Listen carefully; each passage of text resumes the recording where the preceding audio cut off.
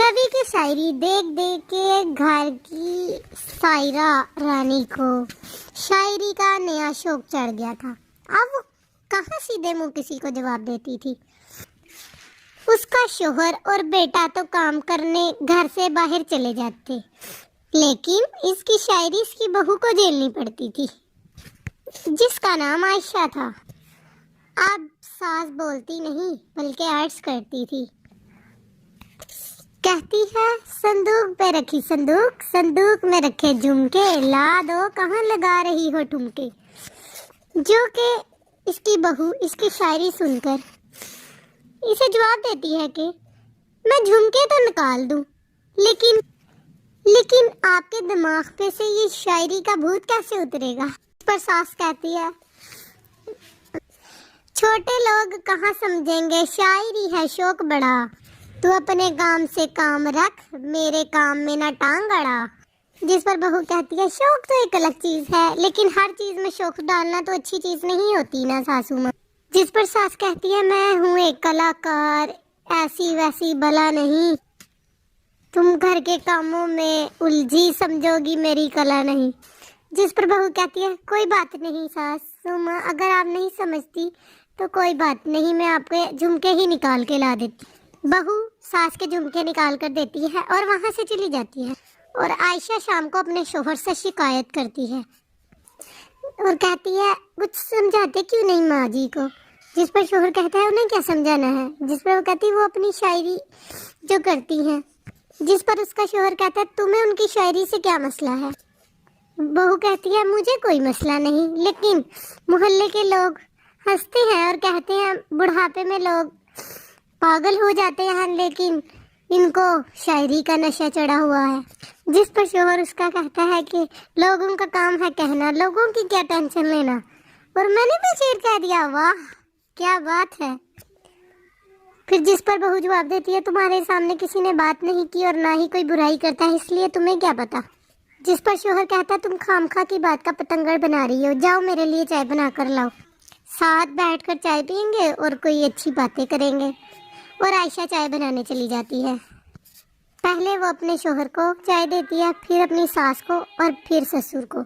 लेकिन वो नोट करती है कि ससुर जी कुछ परेशान से हैं और पूछती है कि ससुर जी क्या बात है, कोई बात हुई क्या। ससुर जवाब देता है कि तेरी सास बात बात पे शायरी करती है। कल जब मैंने उससे खाने का पूछा कि तुमने खाया, तो पता है उसने क्या जवाब दिया, गलती की मुजरिम ने कोड़े खा लिए फटाफट, खाना तो नहीं मैंने पकोड़े खा लिए जटाजट। और कहता है अब बता मैं इसका क्या जवाब दूं। जिस पर बहू कहती है वो तो सभी से शायरी में बात कर रही हैं, मैं क्या बताऊं कि मैं उन्हें क्या कह सकते हैं। जिस पर ससुर कहता है उसको उसी की भाषा में जवाब देना पड़ेगा। कहता है मैं तो आम अल्फाज में उसके सामने कुछ नहीं बोल पाता, तो शायरी में क्या करूँगा। ससुर की ये बात सुनकर बहू को अच्छी लगी, तो अगले ही दिन वो शायरी की कुछ किताबें लेकर आई और शायरी की प्रैक्टिस करने शुरू कर दी, ताकि सास को उसी की जुबान में जवाब दे सके। उसने दिन रात एक कर दिए। एक दिन सारे इकट्ठे बैठे हुए थे और टीवी देख रहे। तभी आयशा सबके लिए बिरयानी बनाकर लाती है, लेकिन सास को बिरयानी पसंद नहीं आती। जिस पर सास कहती है कि कौवा करता काऊ काऊ, चिड़िया करती ची ची, इतनी गंदी बिरयानी बनाई कि मुंह से निकले छी छी।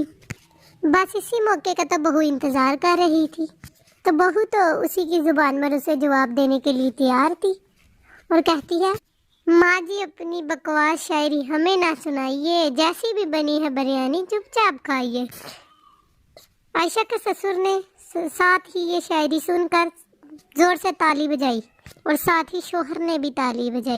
सास ने जब उसका ये शायराना जवाब सुना तो उनकी बिरयानी गले में ही फंस गई। इस पर बहू ने एक और शायरी का तीर छोड़ दिया कि बहू के आगे सास हो जाएगी ढेर, अगर सास मारेगी एक शेर तो बहू मारेगी 100 शेर। सास को छोड़ के सब वाह वाह करने लगते हैं। आज पहली बार सास को नेले पे ढला मिला था और आयशा ने अपनी सास का मुंह चुप करवा दिया था।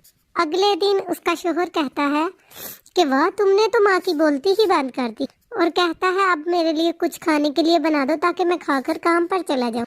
जिस पर आयशा कहती है कि शायरी ही है मेरा जीवन, वही करूँगी जी भर के, नौकरानी रख लो, कोई काम नहीं करूंगी मैं घर के। जिस पर शोहर कहता है, अरे तुम क्या माँ जैसी हरकतें करने लगे, और कहता है सीधी सीधी बात करो ना, कल हो तो गई शायरी, अब क्या रोज करोगे।